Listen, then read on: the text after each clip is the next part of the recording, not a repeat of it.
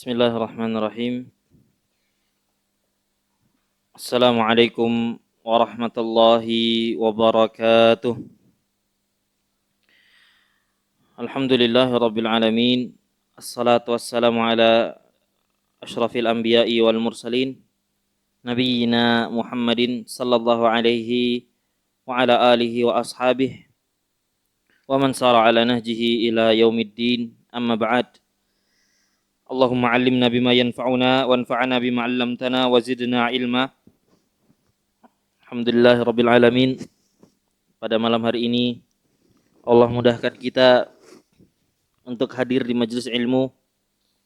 Allah berikan kita kesempatan untuk duduk mendengarkan ayat-ayat Allah Subhanahu wa taala dan hadis Rasulullah sallallahu alaihi wasallam yang semoga dengan sebab itu Allah memudahkan jalan kita menuju surga Allah Subhanahu wa taala. Kaum muslimin dan muslimat, bapak-bapak dan ibu-ibu ummahat yang semoga senantiasa dirahmati oleh Allah. Kita melanjutkan pembahasan kita di kitab Al-Wajiz. Kita masih berada di Kitabul Buyu, ya, bab tentang jual beli, yang mana pertemuan yang lalu kita membahas tentang hukum muzara'ah dan musaqat, ya, tentang bagaimana akadnya ketika kita punya lahan dan ada orang lain yang mau mengerjakan lahannya, maka bagi hasilnya seperti apa. Yang secara ringkas intinya bagi hasilnya harus dengan persentase hasil keseluruhan, bukan pakai bilangan pasti dan bukan pakai wilayah, akan tetapi dihitung secara keseluruhan, keuntungannya berapa, kemudian dibagi sesuai kesepakatan persentase di awal. Kita lanjut bab selanjutnya, yaitu bab Ihya'ul Mawad, bab menghidupkan tanah yang tidak punya pemilik. Kalau di kitabnya halaman 680 ya.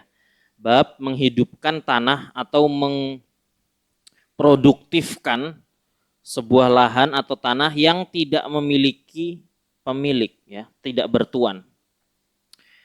Al-awwal, pengertian. Apa itu tanah tak bertuan? Ya. Al-mawat dalam bahasa Arab artinya tanah tak bertuan. Huruf mim dan waw diharokati fathah adalah tanah yang belum dikelola dan belum tersentuh aktivitas kehidupan manusia. Pengelolaan tanah diumpamakan ibarat kehidupan dan membiarkan tanah terlantar diibaratkan kematian. Sedang Ihya'ul Mawad, menghidupkan tanah yang tak bertuan, adalah seseorang bermaksud hendak menggarap dan mengelola tanah yang belum diketahui ada yang memilikinya. Kemudian ia menggarapnya dengan mengairinya, menanami taman, mendirikan bangunan, sehingga dengan demikian tanah tersebut kemudian menjadi miliknya. Jadi di dalam syariat Islam juga diatur apa hukumnya ada orang yang memproduktifkan suatu tanah yang tidak ada yang tahu itu milik siapa atau tidak ada yang memilikinya. Ya. Dalilnya apa? Ajakan Islam dalilnya yaitu an Aisyah radhiyallahu anha, dari Ummul Mukminin Aisyah, anin Nabi sallallahu alaihi wasallam qaal, dari Nabi Muhammad sallallahu alaihi wasallam beliau bersabda, man a'mara ardon laisat li ahadin fahuwa ahaq. Barang siapa yang menggarap suatu tanah yang tak bertuan, maka ia lebih berhak menjadi pemiliknya. Urwah berkata, pada masa pemerintahannya Umar memutuskan seperti itu. Jadi di pemerintahannya Umar diputuskan bahwasanya kalau ada tanah yang tidak memiliki tuannya, maka terus ada orang yang memproduktifkan tempat tanah tersebut, maka orang yang memproduktifkan dia yang berhak memiliki tanah tersebut. Ya. Maka kondisi ini tentu setiap daerah beda atau setiap negara beda. Ya. Karena syarat syariat ini berlaku, syarat kalau kita memproduktifkan suatu tanah lalu tanah itu milik kita secara Islam benar, tapi kita harus lihat itu benar-benar tidak ada yang memiliki atau ada yang memiliki. Ya. Kalau di Indonesia niki Tanah punya siapa, Pak? Punya negara ya? Diatur di undang-undang tidak? Mungkin ada yang sudah resmi itu milik negara atau mungkin belum jelas. Maka kalau mau menjadikannya milik kita, maka tidak bisa serta-merta cuman begini saja. Nanti akan kita sebutkan gimana tanah itu sehingga secara Islam sudah menjadi milik kita. Kalau kita tinggal di sebuah negara yang ada undang-undang yang mengatur, maka kita harus mengikuti, mungkin ngurusin surat-suratnya, ya. Harus mendatang ke pejabat pembuat akte tanah. Jadi itu tetap sesuai dengan undang-undang masing-masing. Tapi secara syariat, kalau kita menghidupkan, memproduktifkan suatu lahan, maka kita yang berhak terhadap lahan tersebut. Ya. Dengan catatan itu tadi, benar-benar tidak ada yang memiliki. Baik itu pribadi atau pemerintah yang memiliki. Kalau itu milik pemerintah, ya sudah, berarti itu ada yang memilikinya. Ya. Maka cara-caranya seperti apa sih? Bagaimana dianggap seseorang itu memproduktifkan suatu tanah? Hadis an Jabir bin Anin Nabi sallallahu alaihi wasallam, dari Jabir dari Nabi Muhammad sallallahu alaihi wasallam, beliau bersabda, "Man ahya ardon maitatan fahiyalahu." Barang siapa yang menghidupkan tanah yang belum tersentuh tangan manusia, maka ia menjadi miliknya. Nabi sallallahu alaihi wasallam juga bersabda, "Man ahata haiton ala ardin fahiyalahu." Barang siapa yang membuat pagar di sekeliling sebidang tanah yang tidak bertuan, maka tanah itu menjadi miliknya. Maka bisa disimpulkan, dihitung seseorang itu setelah memproduktifkan suatu tanah yang mana secara syariat Islam itu sudah miliknya, dengan catatan memang tidak ada tuannya tanah tersebut, itu diantaranya yang pertama yaitu dengan dipagarin. Ya, ini tadi hadis terakhir. Barang siapa yang membuat pagar di sekeliling sebidang tanah yang tidak bertuan, maka tanah itu menjadi miliknya. Dia pagerin. Itu yang pertama. Yang kedua, ditanamin. Ya, dia sudah mulai ketemu tanah, ini benar-benar gak ada yang memiliki, benar-benar tidak ada yang memiliki, bukan sengketa, bukan apa. Ya, dia langsung menanam di situ misalkan. Dia cangkul dulu, terus dia jadikan siap untuk menerima tanaman. Atau yang kedua, digali sumur. Ini benar-benar gak ada yang punya tanahnya, sudah saya gali sumur. Maka secara syariat itu sudah sah jadi milik dia, tanah dan seisinya itu. Kemudian diairi. Ya, misalkan ini tanahnya gersang sekali, misalkan keras, maka saya membuat pengairan, ya, mengalirkan air ke tanah tersebut sehingga dia bisa gembur lagi, dia bisa basah lagi. Dan lain-lain kembali ke uruf, kembali ke kebiasaan masyarakat setempat. Biasanya tanah itu dianggap sudah diproduktifkan oleh orang, itu biasanya diapain? Kembali ke masing-masing. Anggap ada suatu daerah yang kalau tanah itu sudah dikasih pelang misalkan, dipasangi bambu pelang, tanah sekian, maka dia sudah dihitung itu dia sudah memproduktifkan tanah tersebut. Jika tanah itu memang tidak bertuan, maka ini kembali ke adat masing-masing. Masing-masing daerah gimana menganggap suatu tanah itu sudah diopeni wong, nah istilahnya. Maka itu harus kembali ke kebiasaan masing-masing. Nah, yang jadi permasalahan adalah bagaimana kalau yang memproduktifkan lebih dari 2 orang? Lebih dari 1. Contoh, kita mungkin berangkat ke Papua misalkan, ya, babat alas. Terus dapat lahan, ini nggak ada yang punya, ini nggak diurus sama siapa-siapa, bukan pemerintah, bukan siapa-siapa. Oke, saya akan menghidupkan ini, memproduktifkan lahan ini. Ternyata setelah diproduktifkan,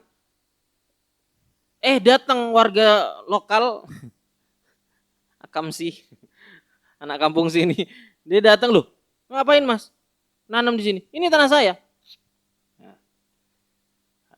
Padahal dia sudah mengerjakan di situ sebulan lebih. Anggap. Wes kok sudah seminggu pertama sih tengok-tengok misalkan. Renek iki sing negur. Ya wes, dilanjutnya setelah sebulan tiba-tiba ada orang datang. Ini tanah saya. Maka kalau lebih dari 2 orang menghidupkan tanah tersebut, bagaimana dianggapnya dalam syariat? Apakah bagi dua? Maka yang benar adalah yang pertama kali siapa? Ya. Kalau yang pertama orang lokal tadi, dia meninggalkan sebulan itu bukan melantarkannya, memang belum mau diapa-apain, tapi sudah sebelumnya sudah dia rawat misalkan. Tapi memang tumbuh tanaman liar lagi, jadi seolah-olah tidak terawat tanahnya. Maka dalam syariat Islam yang berhak memiliki tanah tersebut adalah yang pertama kali. Kecuali orang pertama yang memproduktifkan tanah tersebut sudah zaman dahulu banget dan itu sudah ditelantarkan kembali oleh orang pertama. Kalau sudah ditelantarkan kembali oleh orang pertama, maka dianggapnya itu sudah terlantar lagi. Maka silakan siapa yang setelahnya yang pertama kali yang memproduktifkan itu, maka itu jadi miliknya. Ya. Jadi intinya itu seperti itu. Kalau ada lebih dari dua atau bertabrakan, ini milik siapa. Kemudian di antara syarat juga boleh melaksanakan menjadikan tanah itu menjadi hak milik kita adalah tidak boleh memproduktifkan tanah jika itu membahayakan. Ya, misalkan kita datang ke Papua lagi lah yang jauh. Terus, wah, tidak ada yang punya ini.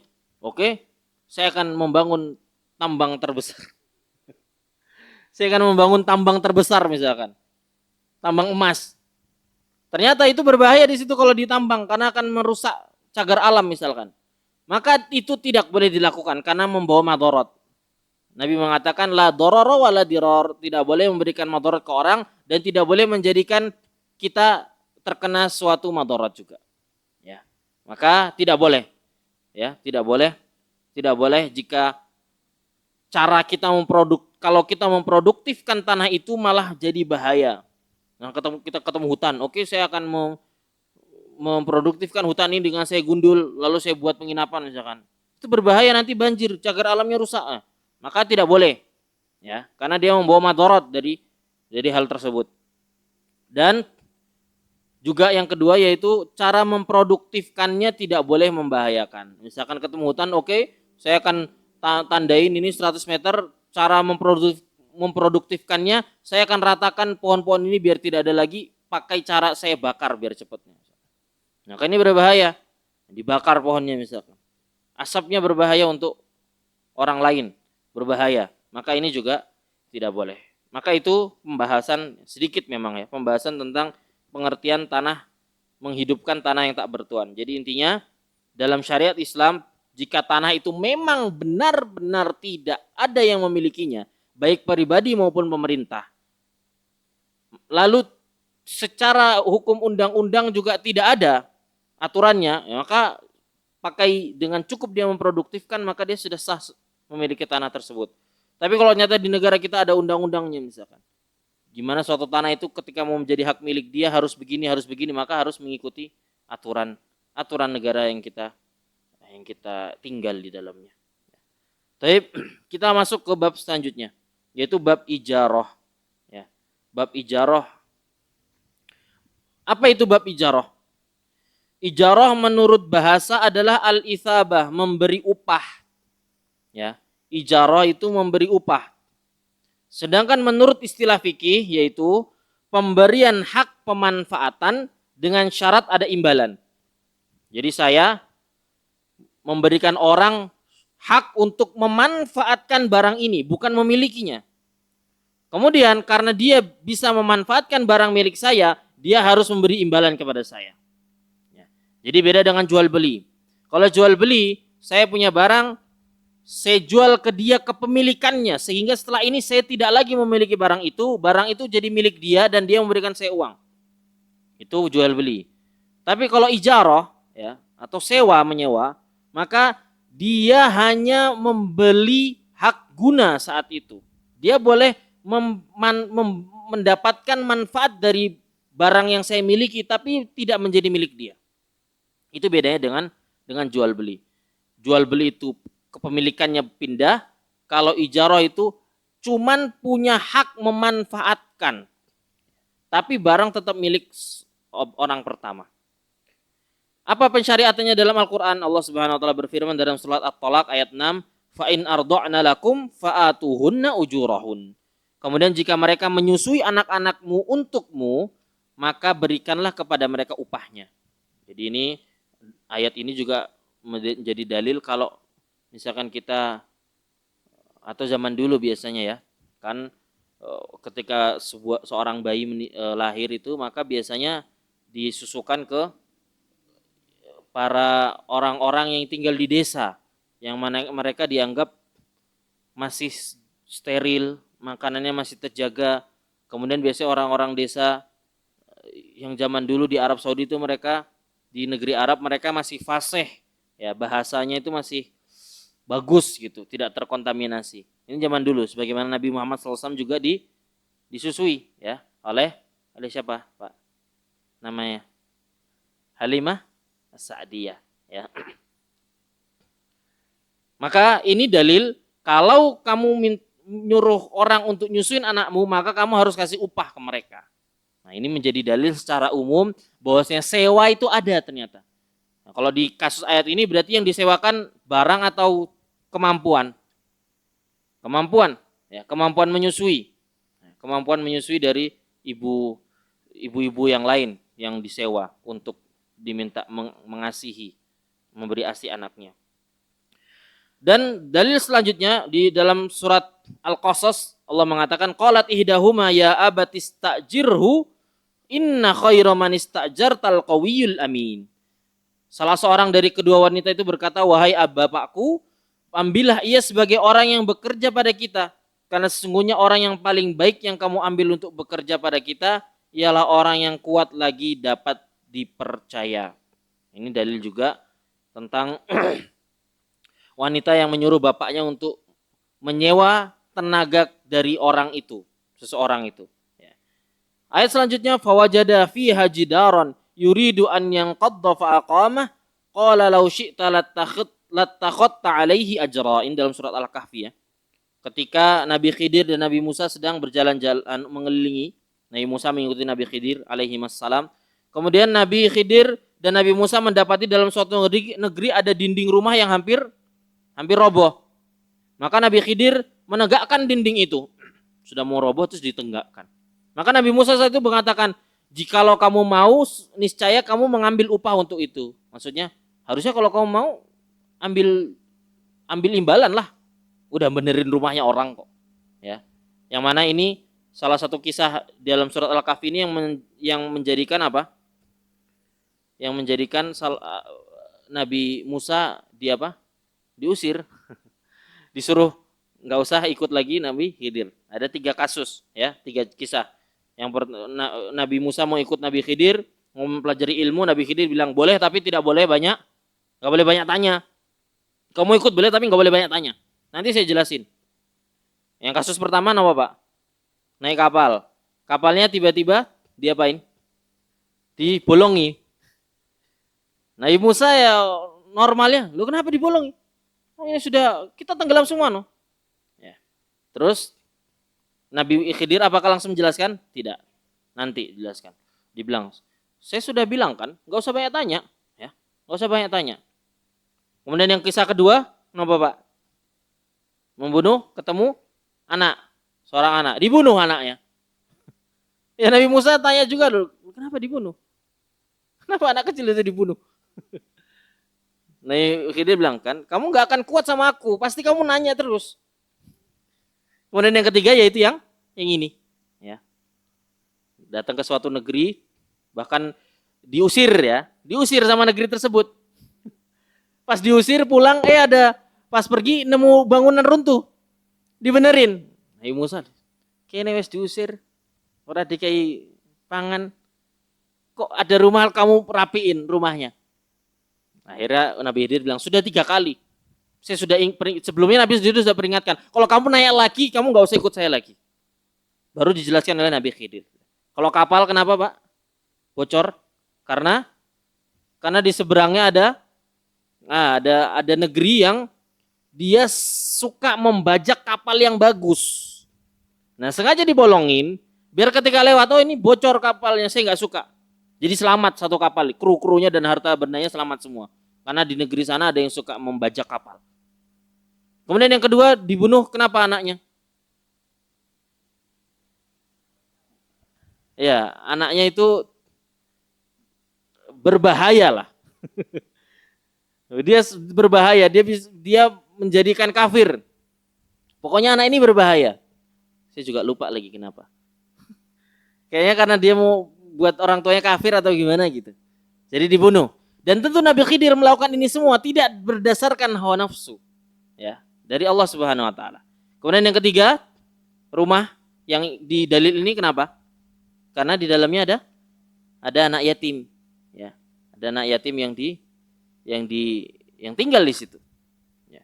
Maka ini yang pendalilannya di sini Nabi Musa mengatakan, kalau mau kamu bisa ambil upah atas kamu sudah membangunkan kembali rumah yang sudah roboh itu. Maka ini juga dalil bahwasanya ambil upah dari suatu kerjaan itu boleh. Dan yang dalil terakhir, An Aisyah radhiyallahu anha, dari Ummul Mukminin Aisyah, bahwasanya Nabi sallallahu alaihi wasallam istajara Nabi wa Abu Bakar, Nabi pernah bersama Abu Bakar menyewa seorang laki-laki dari Bani Dail, tsumma min Bani Ad, dari Bani Dail, sebagai apa? Disewa sebagai penunjuk jalan. Karena orang ini sangat jago menunjukkan jalan di padang pasir. Sehingga Nabi dan Abu Bakar menyewa orang ini, dibayar, saya butuh kamu untuk tunjukkan jalan ke padang pasir sana. Maka ini dalil-dalil di Al-Quran yang menunjukkan sewa menyewa itu boleh. Ya, sewa menyewa hukum asalnya selama yang disewa dan semua halnya halal, maka itu boleh. Maka ini akan datang beberapa permasalahan lagi nanti. Jadi ijarah atau sewa menyewa itu terbagi menjadi dua. Ijarah manafi' sama ijarah alal a'mal. Ini tidak di kitab, ya. Jadi sewa menyewa itu ada dua. Pertama, sewa barang. Sewa barang, jelas barangnya. Sewa barang. Yang kedua, sewa kerjaan. Jasa. Ya. Yang kayak tadi, tukang, misalkan tukang, saya sewa kamu kerjakan rumah ini seminggu misalkan dengan sekian. Maka kita sedang menyewa tenaga dan kerjaan dia. Adapun yang pembagian pertama yaitu ijarah manafi, itu sewa barang, ya, pada umumnya, ya. Sewa kontrakan, sewa mobil, sewa motor dan lain sebagainya. Itu dua pembagian dan dua-duanya boleh dengan syarat tertentu. Syaratnya yaitu apa? Syarat ijarah atau sewa itu dibolehkan, ya. Yang pertama yaitu muajir sama mustajirnya jaizut tasarruf. Apa itu muajir?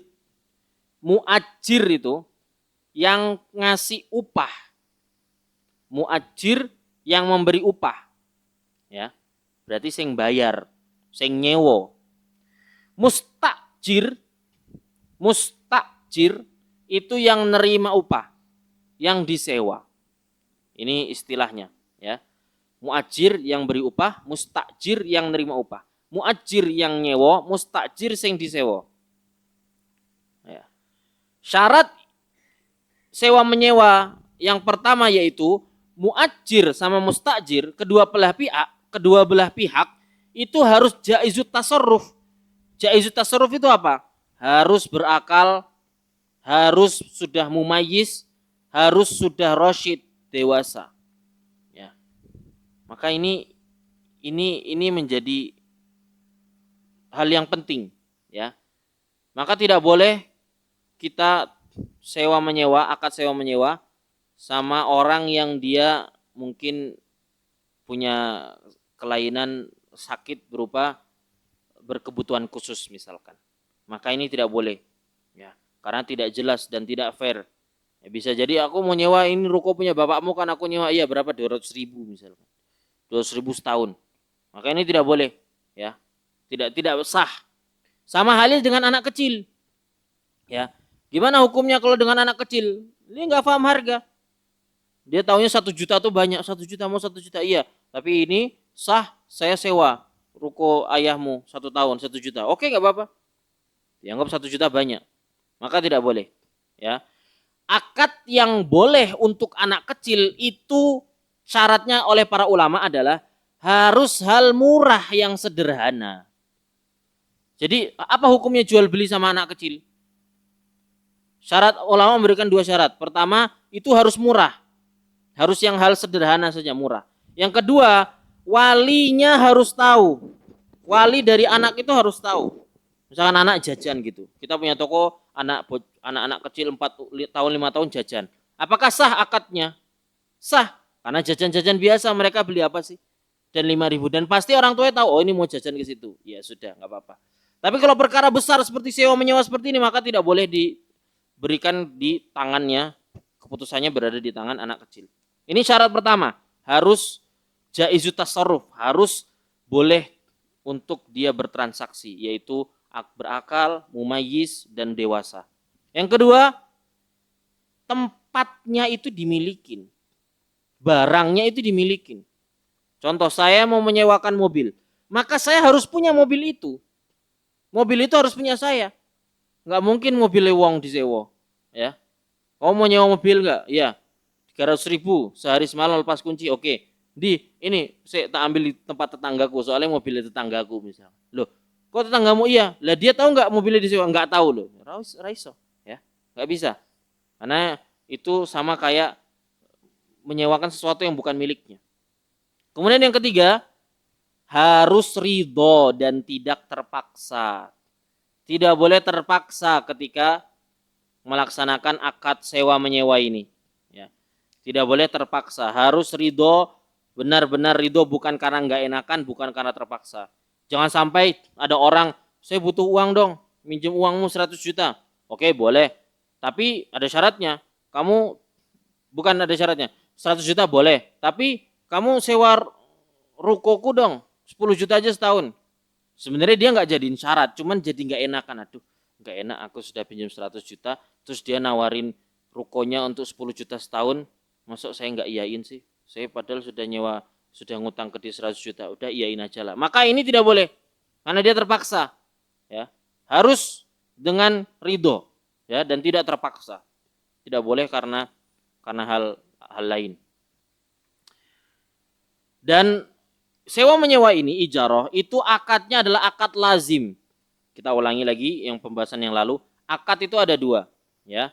Akad lazim itu akad yang tidak boleh cuman dari satu pihak menggagalkannya.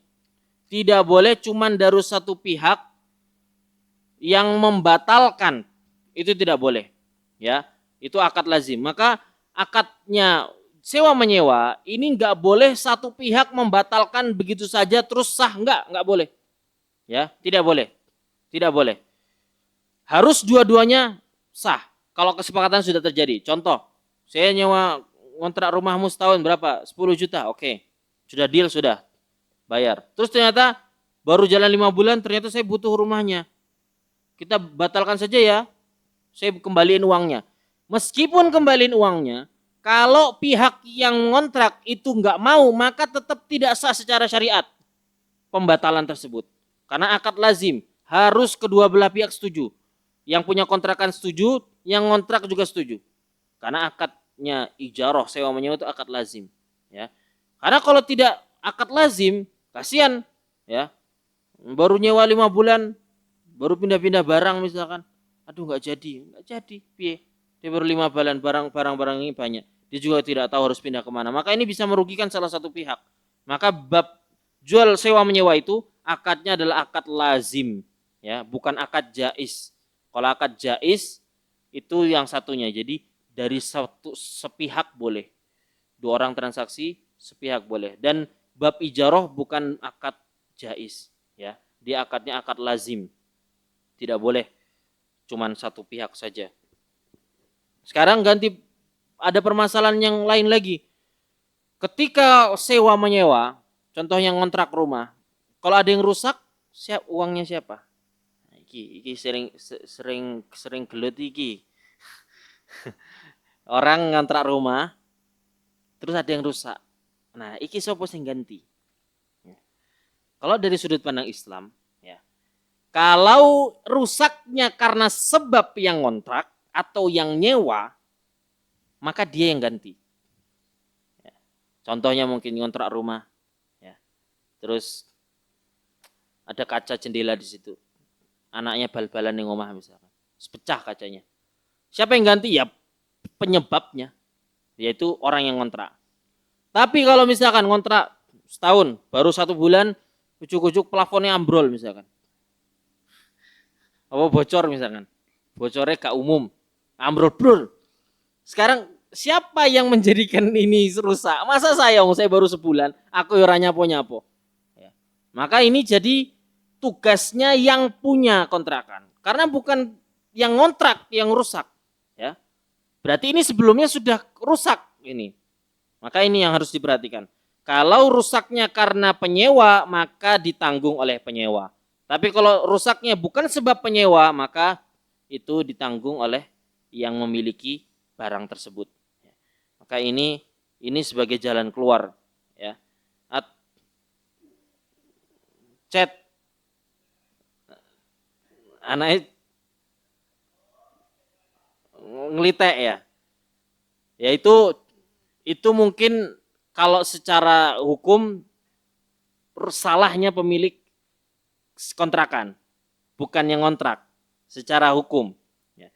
Cuman kita harus lihat nanti dia ngontrak di situ sudah berapa lama. Kalau ternyata dia sudah lama misalkan, terus ternyata si pemilik kontrakan ini orangnya kurang memberi sirkulasi yang baik untuk rumahnya misalkan, sehingga catnya ngeletek lah, rusak lah. Maka silakan ini tugasnya yang ngontrak, karena secara tidak langsung itu gara-gara dia, gitu loh. Dan ini akan lebih jelas lagi dan lebih keluar dari khilaf jika dibuat kesepakatan dari awal. Ini lebih keluar dari khilaf. Dibuat misalkan yang jelas saja. Ini kalau ini ambrol siapa yang ini? Kalau rusak di air siapa? Kalau WC mampet siapa? Harus jelas, ya, harus jelas. Misalkan kalau WC-nya kamu nyewa setahun, kalau WC-nya dalam 1 sampai 5 bulan mampet, saya yang benerin misalkan. Tapi kalau di atas 6 sampai 10 berarti kamu, karena kamu yang sudah menyumbang banyak di situ misalkan. Tapi kalau ya intinya kesepakatan itu di awal. Jika tidak bisa ditemukan akhirnya berantem misalkan, maka dibuat kesepakatan yang jelas di awal, tertulis kalau perlu, ya. Misalkan nih kalau sudah selesai, misalkan pemilik kontrakan bilang, saya jenengan terima ini catnya bagus, tidak ada coretan anak-anak. Nanti kalau jenengan sudah selesai, maka harus mengecat ulang. Kalau jenengan pasang asing ngejebol, maka jenengan harus ini kan lagi. Nah itu kesepakatan dari awal. Kalau sudah sepakat dari awal, saya sepakat, yang kontrak sepakat, pemilik kontrakan sepakat, maka ya sudah berlaku hukum al-muslimuna ala syurutihim. Seorang muslim itu sesuai dengan kesepakatannya. Makanya dijelaskan dari awal saja. Bahkan termasuk hal-hal yang itu jelas bukan salah kita, contoh bocor apa itu harus dijelaskan dari awal. Harus, makanya Islam itu tidak dalam akad jual beli semuanya harus jelas. Tidak boleh asal jalan saja dulu, enggak. Jalan saja dulu, engkau nanti aja mas, monggo. Nah, itu enggak, itu nanti enggak jelas. Diperjelas dari awal. Ini kalau rusak ini gimana?